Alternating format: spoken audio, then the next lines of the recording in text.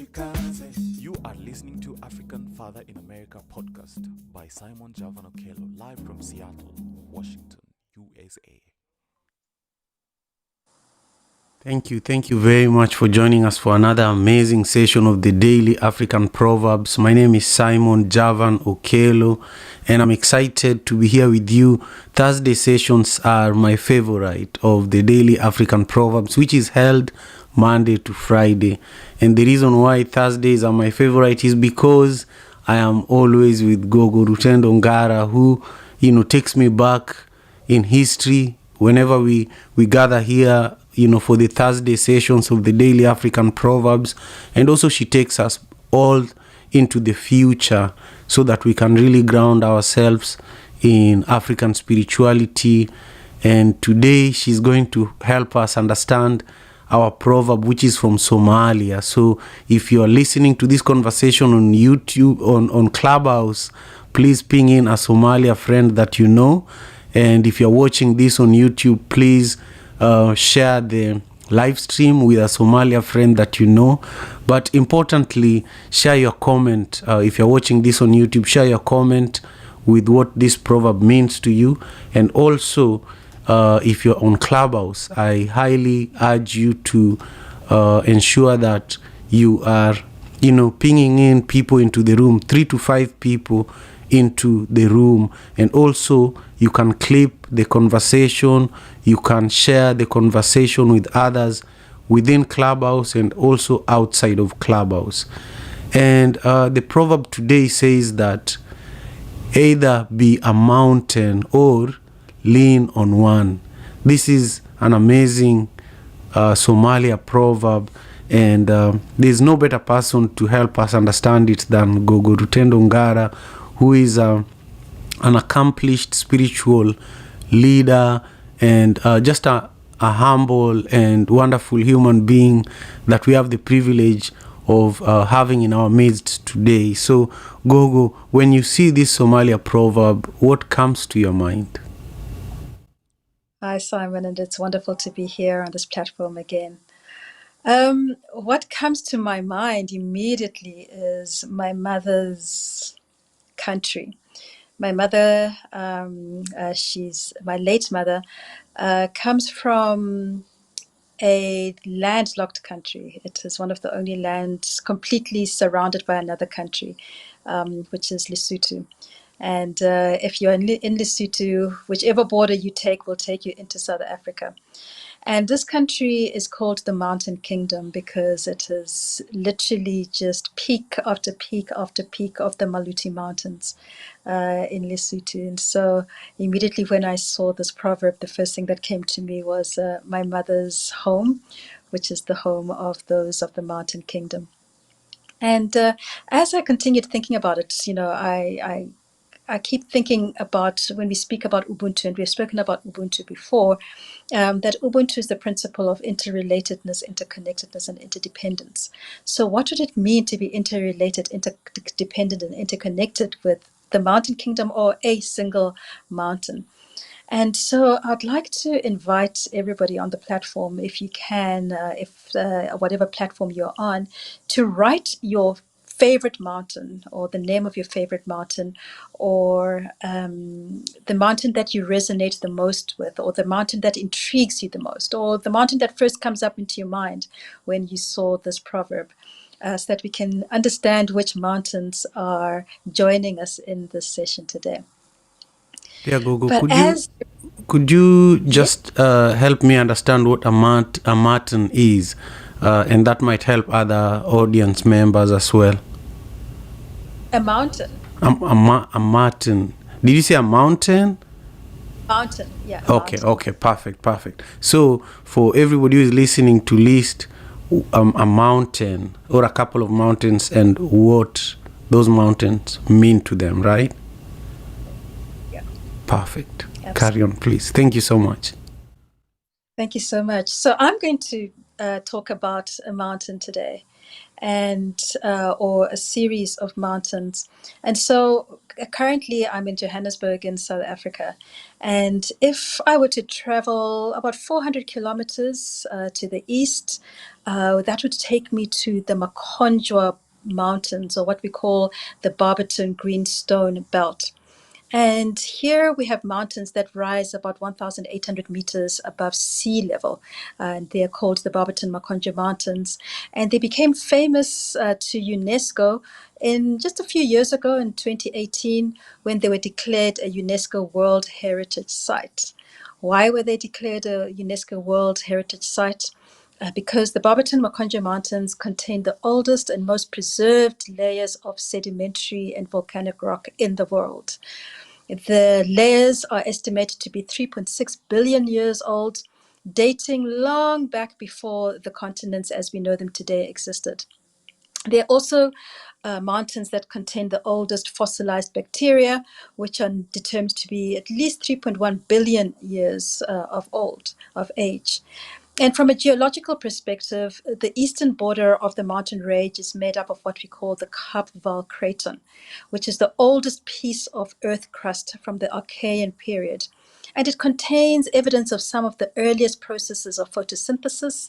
And it also provides evidence that Australia and Africa were once a single landmass, because you find similar evidence of geological features across the Indian Ocean into Australia.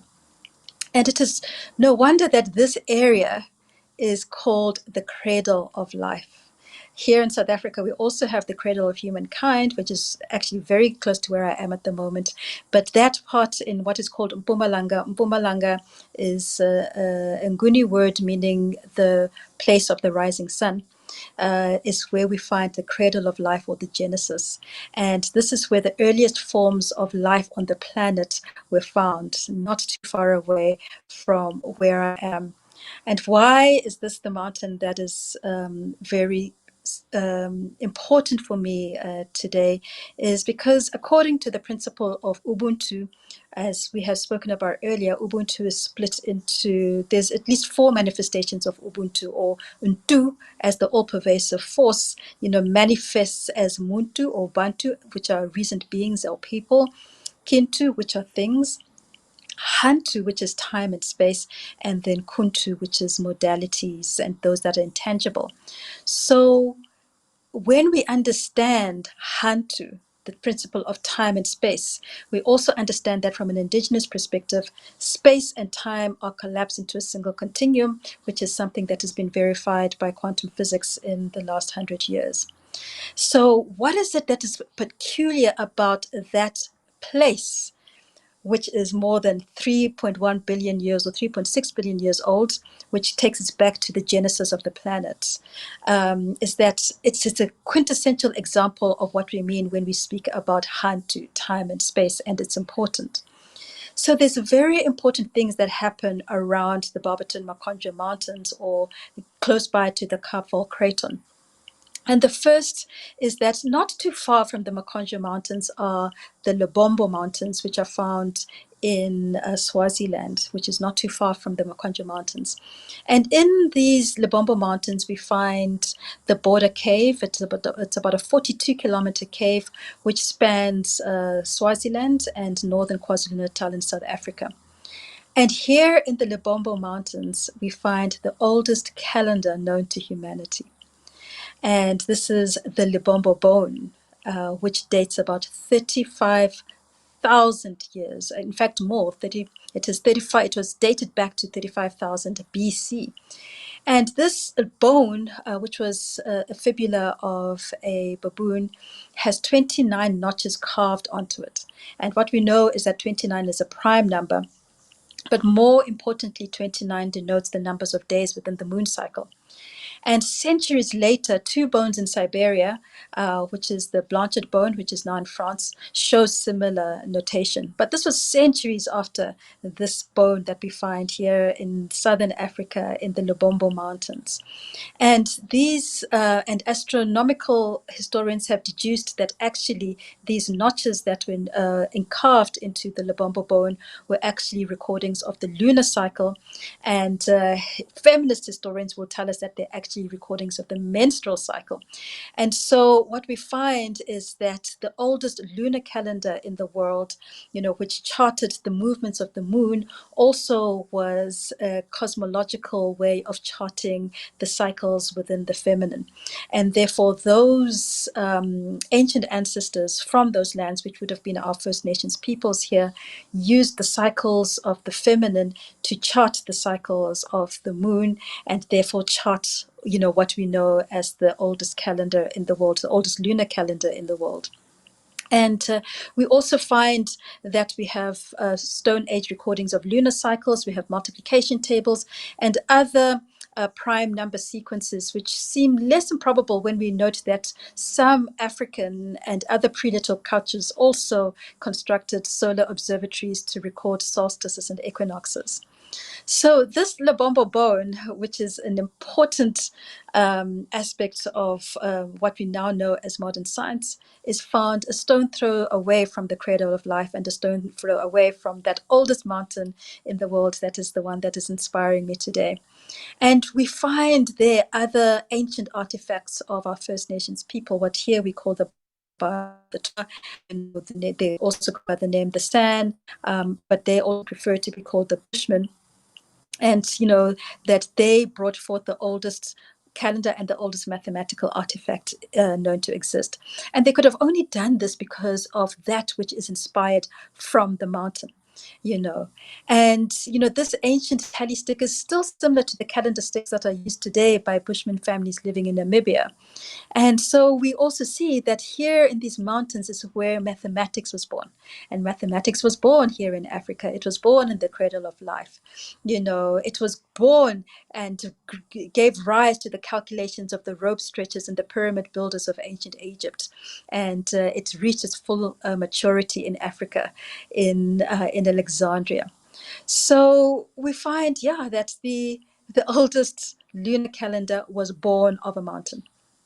And it lay in the hands of the post-pubescent feminine African woman.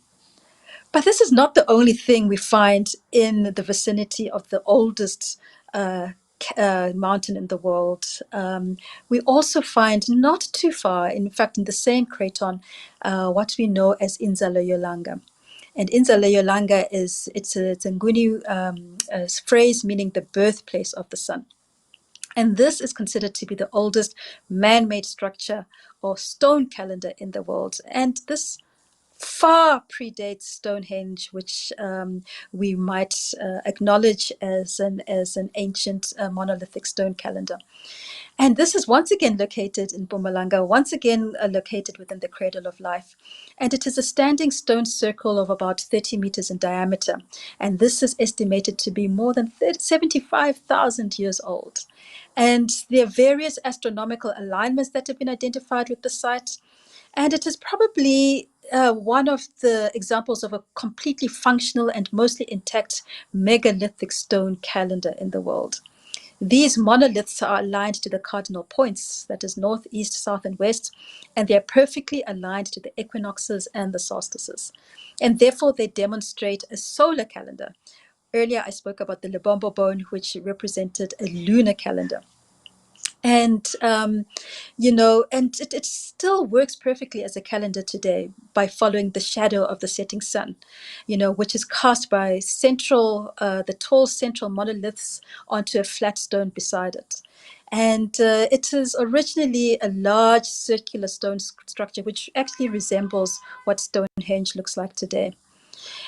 So these stones are actually made of dolomite, which is a volcanic rock, and they weigh up to 5 tons each. and are said to have been transported from a distant site because you don't actually find those stones in the vicinity of where this megalithic stone calendar is found. And what is interesting is that the sound frequencies of the rock formations from the earth below, actually come forth from these dolomite stones, as well as their ability to conduct electricity. Now, this megalithic stone calendar, just not too far from where I am, and also in the vicinity of the oldest mountain in the world, predates Stonehenge, predates the Great Pyramid of Giza, predates Nabta Playa, predates all of these ancient wonders of the world by thousands and thousands of years. What is very, very interesting in relation to one of the questions that you're asking me is that this was an initiation site of the great Sanusi Credo Mutwa. So this, we've got the Lubombo Mountain, which has got the oldest lunar calendar in the world, and we've got the oldest megalithic stone calendar in the world, which is a solar calendar, all in the cradle of life, surrounding this oldest calendar in the world. So once again, we're seeing Hantu, the principle of time and space is important. But also, not too far from this is about 40 kilometers from from Inzala is the Siddwaba Caves, or Siddwaba Caves, as it's also known. And these are an extension of the Drakensberg escarpment, and they are part of the Maimani Dolomite Ridge that formed 4,600 million years ago. They're set in Precambrian dolomite rock, dolomite this time, not dolerite like in Zaloyalanga. And this was first laid down about 2,800 million years ago when the current continental blocks of South America, Africa, Arabia, Madagascar, Sri Lanka, and India, Antarctica, and Australia formed a supercontinent called Gondwana land. These particular caves were formed about 240 million years ago, and they were shaped by a dissolution of soluble bedrock such as limestone and dolomite. And they are fragile, if we actually look at them, but they have sustained life for millions of years. And what we find in the Siddwaba Caves is that they comprise of a number of chambers, each which exhibits a unique temperament.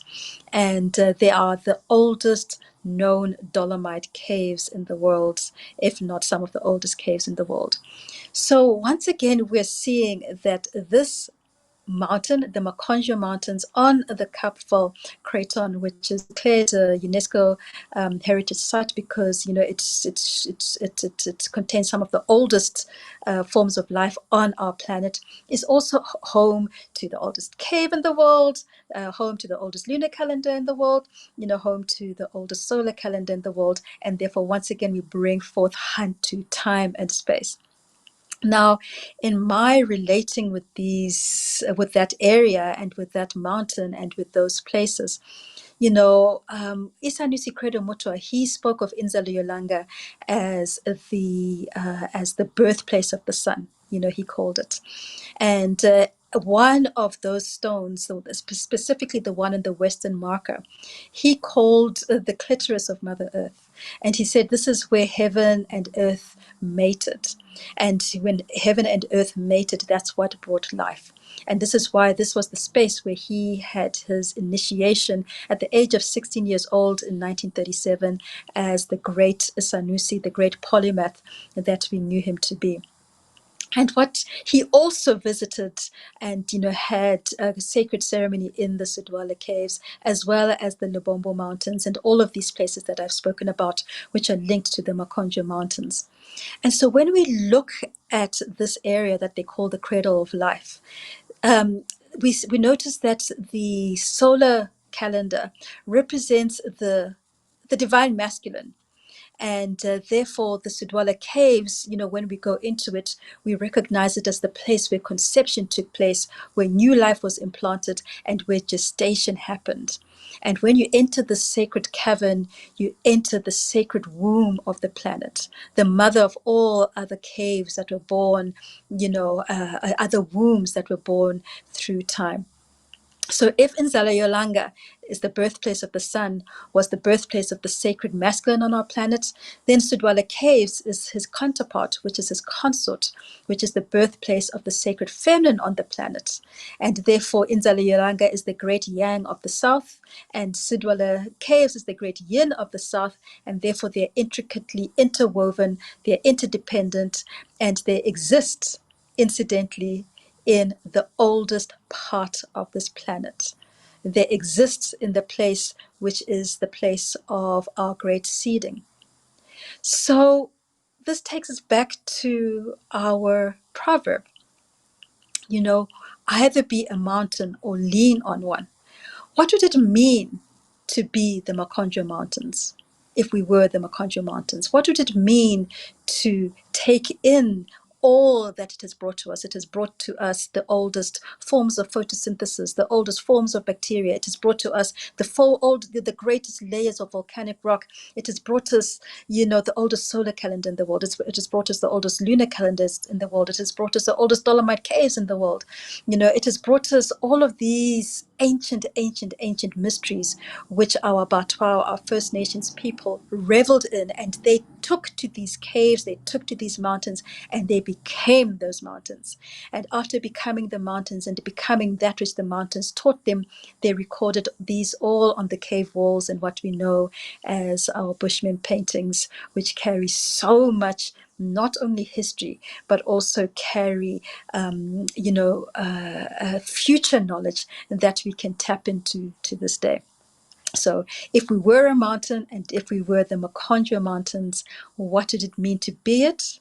Or what did it mean to lean on it?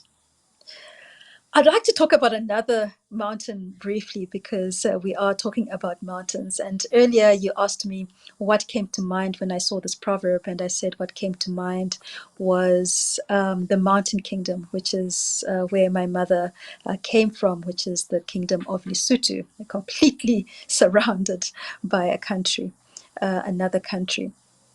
And here in this mountain kingdom, everything goes by mountains. So if you want to know where somebody comes from and you go into Lesotho and you're looking for Simon, Okelo, they'll tell you, okay, go by that particular mountain with the long peak and then turn by the other mountain. And then, you go forth and there you will find, where Simon is. So all addresses and all ways of interacting are interacted with by mountains. But there's one particular mountain which is really, really significant in Lesotho, and it is part of the Maluti mountain range. And this is the mountain called Thaba Bosiu. Now, Thaba is a mountain in Sesotho and Bosiu is night. So Thaba Bosiu loosely means the mountain of the night. Now, this mountain was the hideout of the greatest leader to come forth from Lesotho, and in fact, the one who birthed the Basotho nation, which was Moshoeshoe the First. And he migrated from Butabute in 1824, escaping the ravages of what was called the Difaqani or Mfecani, which was a whole lot of wars between the different tribal groupings here in South Africa. And he escaped into this mountain of Thaba Bosiu. Now, the plateau of this mountain forms a natural fortress, which through time has protected the Basotho in times of war.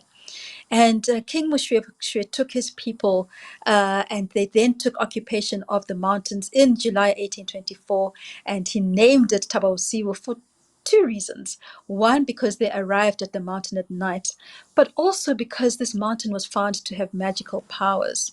This mountain was found to grow at night, and when it grew at night, it was such that, all enemies or all who sought to attack, the Basotho were not able to scale it. It is also said that that mountain would suddenly release a whole lot of white sand, which looks like sea sand, which would fall down the mountain at night as the enemies were trying to mount it, including the Afrikaners, including the Europeans, the British, as they were trying to scale that mountain, and they would not be able to scale the mountain because of the sand that would mysteriously fall from this mountain. And then you'd have all that sand which was at the top of the mountain falling down to the bottom of the mountain. But by sunrise, all of that sand would be right back on the top of the mountain, ready to protect, the warriors in war again. It was also said that you have found springs with the most pure water, which would heal any ailment which is found on this mountain. And so this was a great fortress that was used to intimidate enemies. It was able to offer protection to cattle, protection to all those who were fleeing the ravages of war, and it would be sent around. It was a place where the regiments were trained. It was a place of food and shelter, and it was a place where Moshoeshoe was able to establish his rule, which was predominantly a rule of peace. It was where he was able to learn from the mountain. And this mountain, Tababusiwu, gave birth to what we know as the Basotho nation. And it served as the capital at the beginning of the Basotho nation. And it also became a center of organized resistance to European encroachment in the Central Plateau region of South Africa. Today, Tababusiwu is Lesotho's national shrine. And when you are on that mountain, you also see another small mountain called Qilwane, which is in the form of what is now known as the Basotho hat. It's a conical mountain, and there's the national dress of Lesotho is the Basotho hat, which is modeled after that mountain, which is seen from the sacred mountain of Tababusiwu. This mountain was impregnable as a fortress, and actually, what then emerged from this mountain, even though the British, later seized Lesotho and made it a colony and later a protectorate, it was not because Tababusiwu was conquered, but rather because of agreements between the British and the Afrikaner Boers who had annexed some of Basotho's territory. So mountains carry history. Mountains carry the warrior energy. Mountains carry teachings. Mountains carry the ability to protect us from war, to give us strategy. Mountains carry the ability to carry history from the very birthplace of the planet. They carry cosmology. They carry education. They carry economy. So back to our proverb, which says, either be a mountain or lean on it. What would it mean to be Tababusiwu as a mountain? So that's where I'll leave it, in our reflections for today. Oh, Gogo, thank you. Thank you so much. I know that we have a very, very, attentive audience on Clubhouse, and also a very attentive audience on YouTube that has been paying attention to everything you've been saying. And one thing that Gogo is asking everybody who is going to speak on stage on Clubhouse today is that as you share your comments about today's proverb, also share about a mountain that means something to you. So start with what mountain means something to you, then speak about the proverb or comment on what Gogo Rutendo Ngara has been sharing with us. I do want to share a mountain that means something to me, Mount Kilimanjaro, and I share it because I wanted you, Gogo, to speak to it a little, especially because Mount Kilimanjaro is right at the border of Kenya and Tanzania, and when the leader of Germany at the time, who was ruling the Tanzanian territory during the colonial era, when he turned 50, the Queen of England gave Mount Kilimanjaro to him as a birthday gift. And that's why when you travel, in that region, you find that the border of Kenya and Tanzania leaves Mount Kilimanjaro outside of Kenya. It's literally, the border is straight, but that's the only place where it turns, leaves the mountain outside of Kenya, and then continues, and both communities that live on either side of the mountain in Kenya and Tanzania still revere the mountain. The mountain is like a person, and its spirit is a living spirit that guides the communities there. So, and it's the tallest mountain in Africa. So I wanted you to speak a little bit about it, but also speak about the disrespect that the colonizers, brought upon the mountains of Africa. No, as you've said, Kilimanjaro, as we know, is the tallest mountain in Africa, and it's actually a dormant volcano.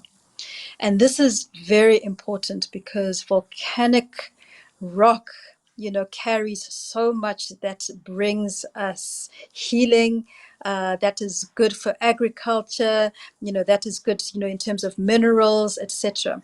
And so what we have in Mount Kilimanjaro is the tallest potential for healing or destruction on the continent. And this is why it is a major climbing destination. So many people, their bucket list is peaking Mount Kilimanjaro, and I know certainly I've got a lot of friends who have taken that trip, up those slopes, in order to peak from Mount Kilimanjaro. When we speak about the disrespect, I think that disrespect, does not necessarily just come from African mountains alone, but it is a disrespect that comes from a paradigm that does not consider nature to be in one with itself and to be interdependent, interrelated, and interconnected with itself. It is a paradigm or a way of being that sees humanity as one that has domination or dominion over the Earth's natural resources. It is a paradigm that seeks to commodify and capitalize on the Earth's natural resources. It is a paradigm that lords it over and does not adhere to the principles of Ubuntu, where we see ourselves as Muntu, who's interconnected with Kintu, who's interconnected with time and space, Hantu, who's interconnected with the intangibles of Kuntu. So I think if we speak Kilimanjaro and we speak about the peak that you're able to see from this great mountain, that which is able to take you to the top, to the highest peak of our African continent. That is where, we're able to acknowledge the closeness to the stars, from the African continent. And our great Sanusi Credo would speak to the importance of that proximity to all our relatives that exist beyond the stratosphere of our particular continent. So yeah, Mount Kilimanjaro is incredibly important. I know there have been many songs written about it, and I know that something that my friends have told me, when they have peaked the mountain, is the important lesson that they learned from the Sherpas who helped them, taking up, their luggage, that, you must always go pole pole, slowly, because that is how you reach the peak of a mountain.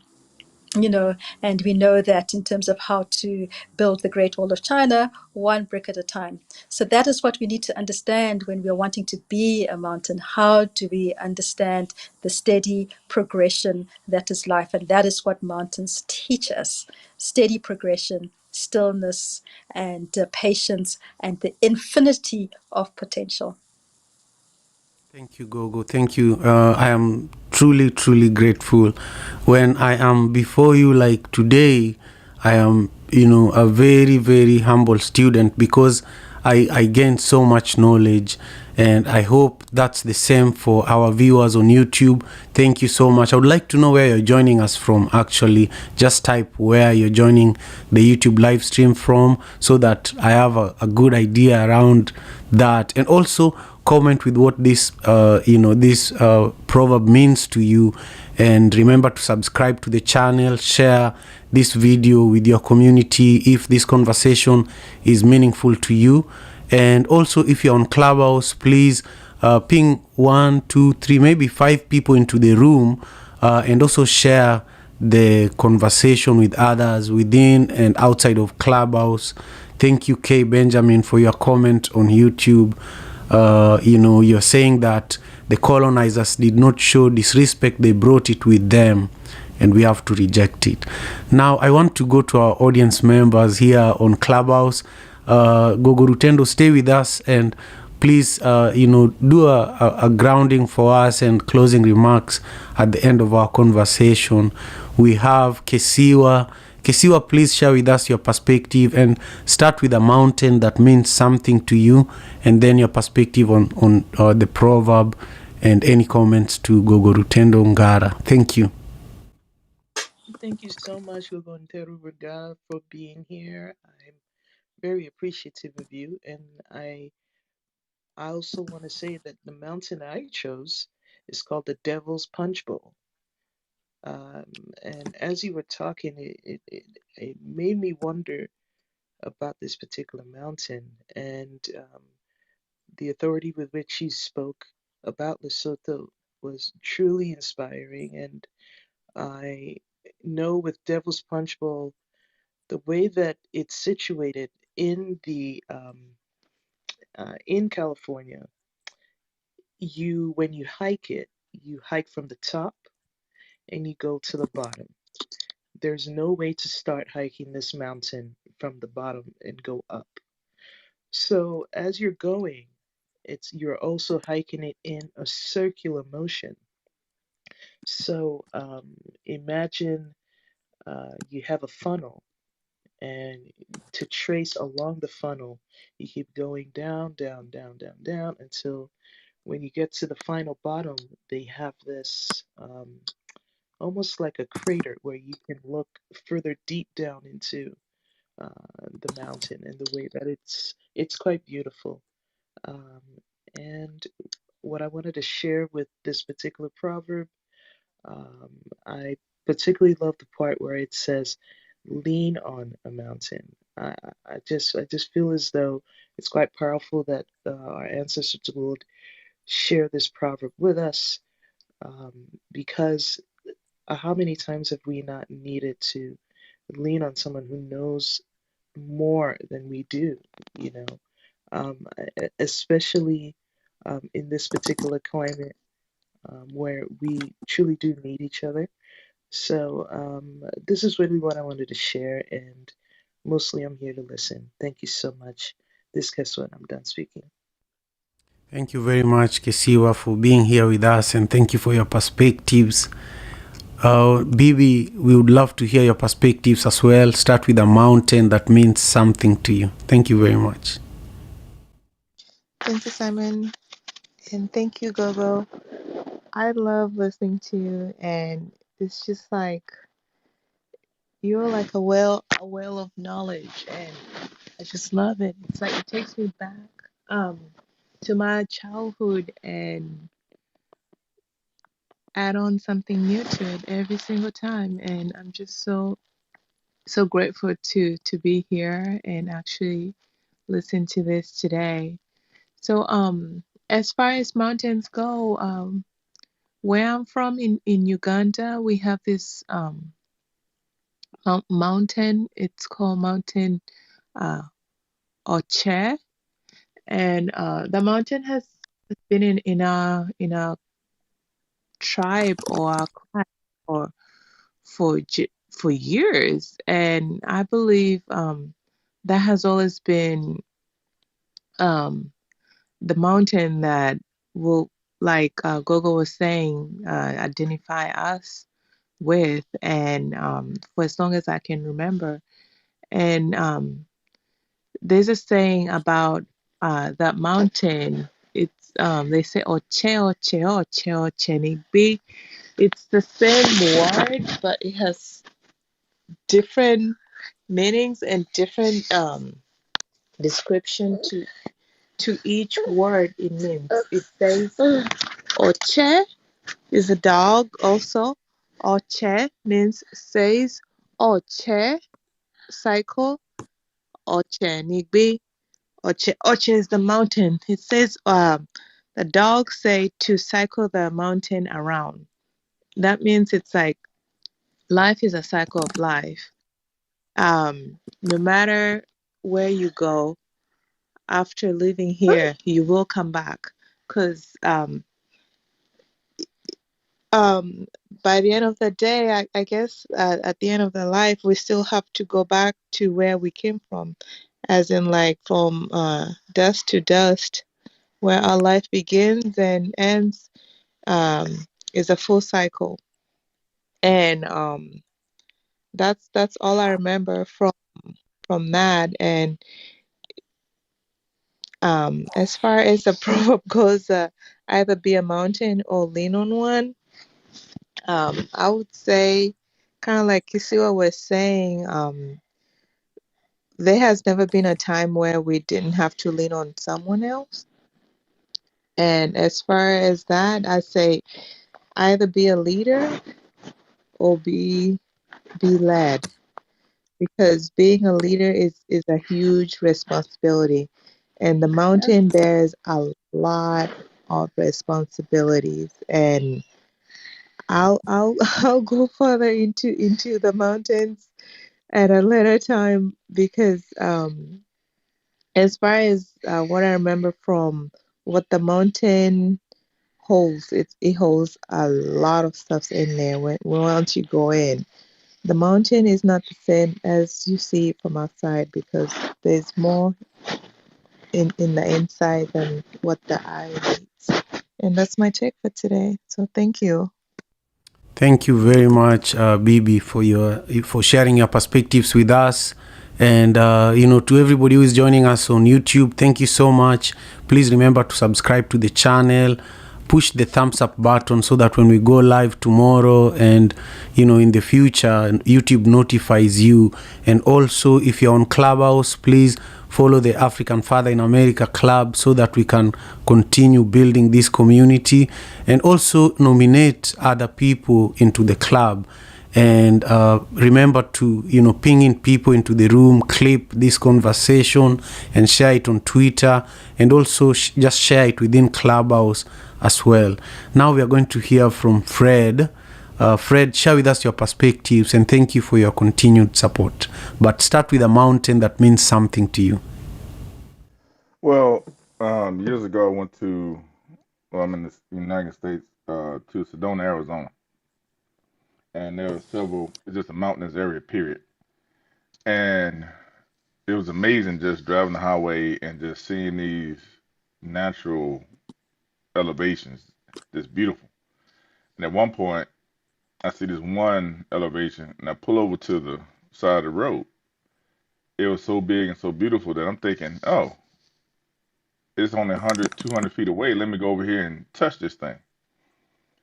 I get out, and one of the guides was at this little booth, and I'm looking, and that mountain, and I forgot the term that he used. That mountain appeared that it was 200 feet away, but it was actually 20 miles away.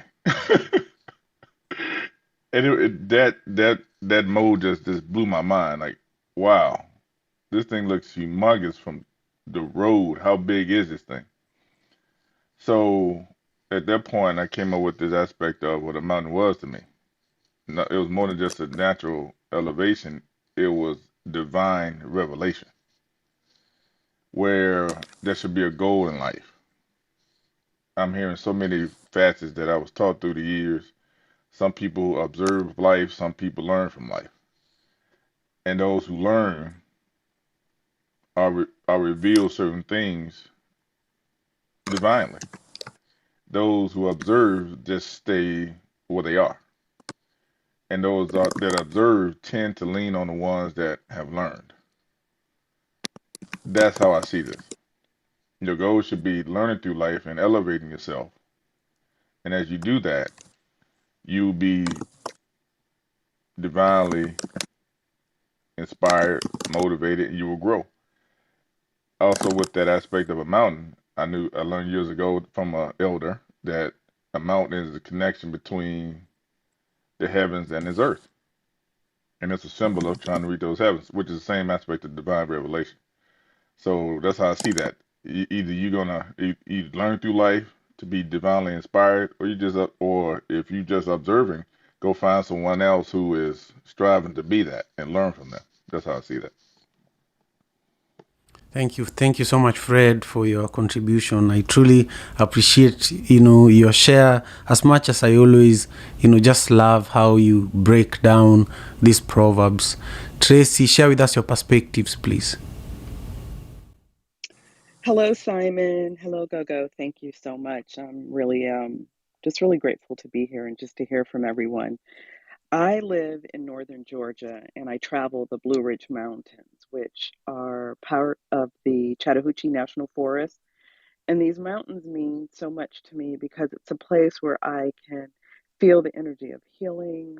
I get to release, I get to rejuvenate, I get to replenish and ground my energy. It's a remembrance of the beauty of Mother Nature. And what this proverb means to me is I'm holding space as the mountain, supporting others, but I'm also allowing myself to be held so that I can be supported. So it's really allowing myself to feel my strength and hold space for others, but also allow myself to be the student, allow myself to be held. Thank you. I'm done speaking. Thank you very much, Tracy. I love that. Now I see that Alexis is on a phone call, so we are going to. Simon. Oh, there you are.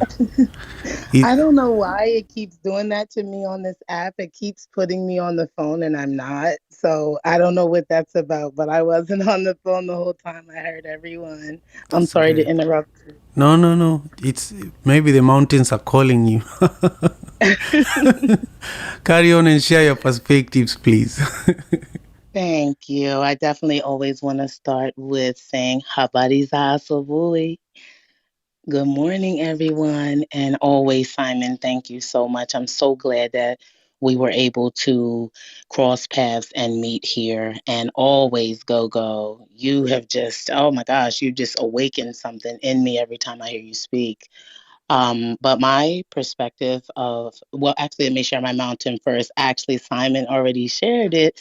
It was Mount Kilimanjaro. So basically, the reason that mountain is so special to me is not only is it all of the things that Simon and Gogo shared about it. It is also the tallest freestanding mountain in the world, and that's because it's not like attached to any other mountain range like the Himalayas or some other mountain ranges like that, but it is the tallest freestanding mountain in the entire world.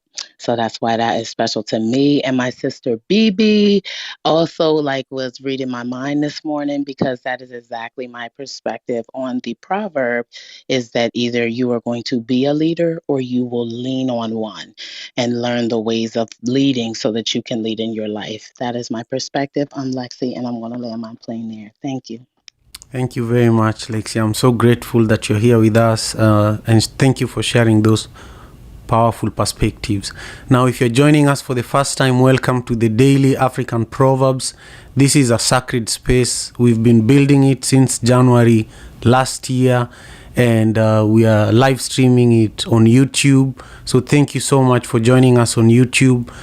Please remember to share this video, subscribe to the channel, and also push the thumbs up button so that next time we are live, you can catch this very, very important conversation. If you're on Clubhouse, remember to follow the African Father in America Club and also nominate a number of people, maybe 5 to 7 people to the club today if possible, so that we can grow this village.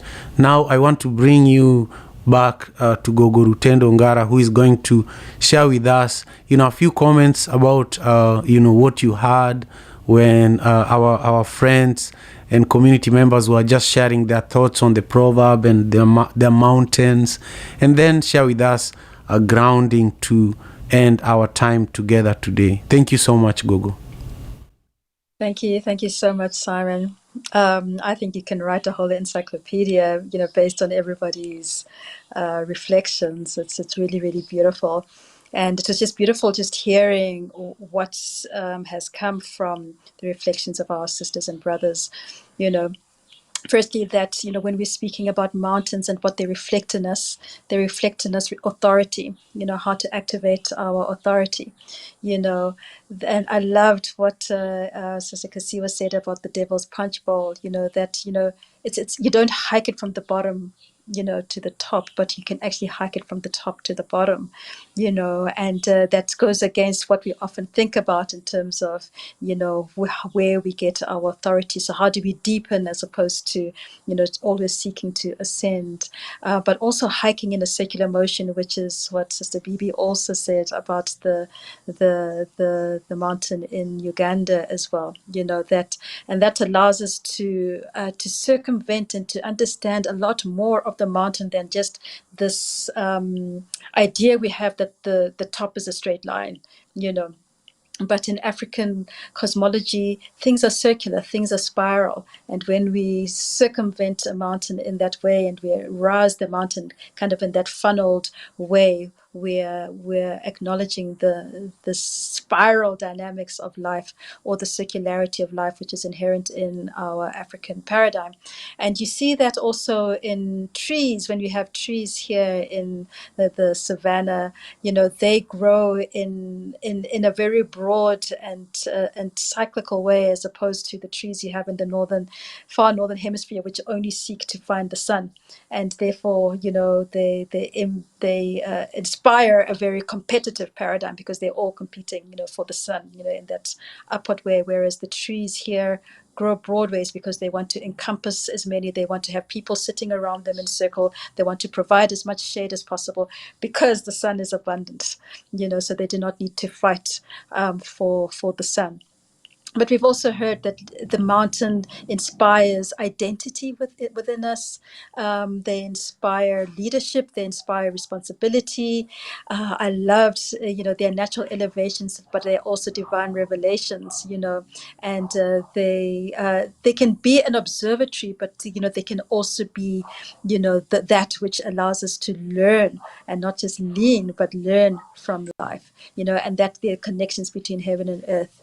I loved, just, how, we heard that, they're healing spaces, they're rejuvenating spaces, but they're also places of memory, simply because they are often the oldest parts of a particular place. They're the elevation that's come forth from below, from the planet. So, yeah, let them inspire that leadership within us. And so, yeah, I think this would be where we do our grounding. And I'll do this a bit differently today. But I will still invite everybody to just be comfortable where you are in a way that you feel inspires you. Whatever you do, ensure that there's something that feels some pressure from some aspect, whether it is your feet, whether it is your back, whether it's your arms, whether it is your buttocks, that there's something that is feeling the pressure coming from below or behind or above. And as we tap into this pressure, just imagine that you are a mountain that is being walked upon, or that is being stood upon, or that is being observed upon. What would it mean to be the devil's punch bowl that is being circumvented? What would it mean to be Kilimanjaro that is freestanding and that slowly, pole, people are trying to reach its peak? What did it mean to go from being grounded to being going higher and higher into the atmosphere until oxygen levels start to decrease, until temperatures start to decrease, until it becomes difficult to breathe as you go higher up? What is it that you have to ignite in yourself in order to manage that ascension, which then becomes a revelation? And what is it that it means in terms of what you learn from the peaks in moving down right to the grounding again? And I mean, there's another proverb which is similar to this, which basically, says that a bird, that lands on the top of the mountain is still on the ground, because it is still taking that peak, even though that peak is elevated far above where we are. So I invite us then to just breathe in And exhale the authority that is the mountain. And breathe in and exhale the leadership that is the mountain. Breathe in and exhale the healing that is the mountain.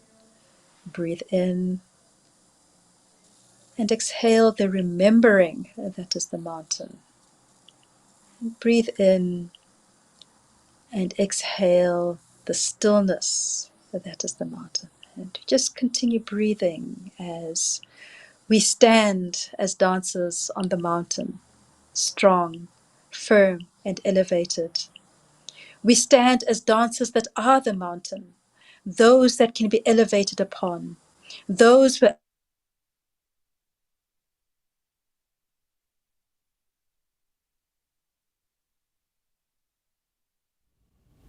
Yeah, this is Simon. We lost Gogo Rutendo Ngara there for a moment, I believe. Okay, Gogo, carry on, please. I think you are currently unmuted. Thank you all again for being here with us for another session of the Daily African Proverbs. My special guest has been Gogo Rutendo Ngara, who is in South Africa. And, you know, for me, it's always a privilege to be supported by someone like Gogo. I think she is back now, so just give me a moment to bring her back. Okay.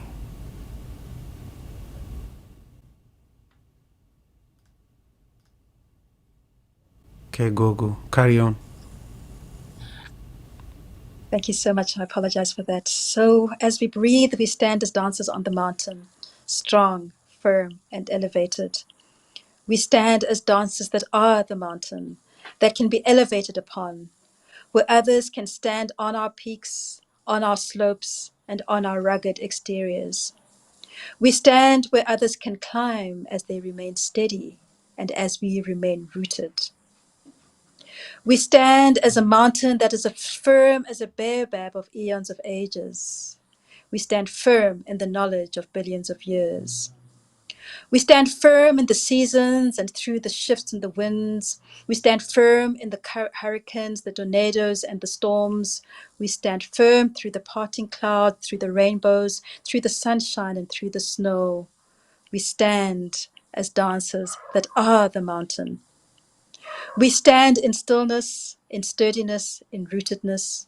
We stand as the cavernous interiors, as the caves in which all lives can take shelter. We stand as the crevices and the cracks, as the pathways for volcanoes. We stand as that which buffers the earthquakes. We stand as that which protects against the ill winds. We stand as dancers that are the mountain, with valleys sprawling a distance below, with valleys replete with and filled with all manners of nourishment. We stand with valleys of all grains, of all leafy greens, of all four-leggeds, all swimmers, all crawlers, all winged ones that have landed. We stand firm as protectors of the valleys. We stand as those who are closest to the sun. We stand as those who emanate radiance, the radiance of Ra, of Shango, of Heru, of Munumutapa.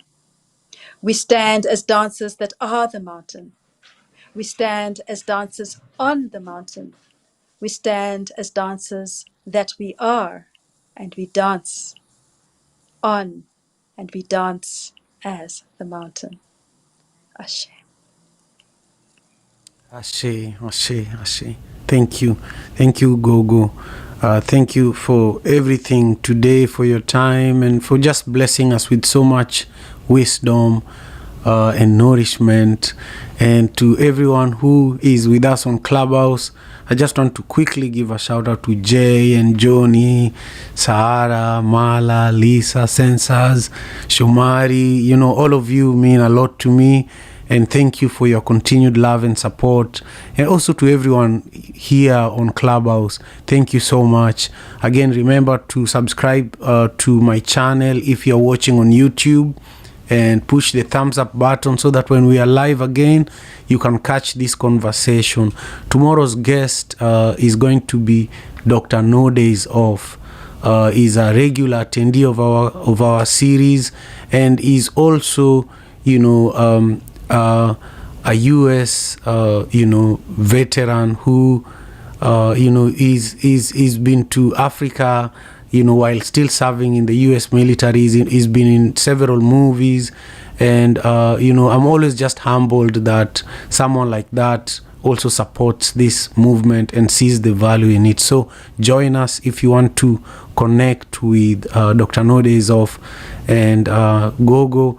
I'm looking forward to seeing you on Thursday again, and I hope you have a beautiful evening in South Africa. Do you have any comments before we wrap up, Gogo? No, just let's rouse the authority of the mountain within us. Ashe. Ashe. Thank you so much, Gogo. Peace to everybody. Thank you. African father in America. Tujikaze, tujikaze, jikaze. Tujikaze, tujikaze, jikaze. African father in America. Tujikaze, tujikaze, jikaze. You are listening to African Father in America podcast by Simon Javan Okello, live from Seattle, Washington, USA.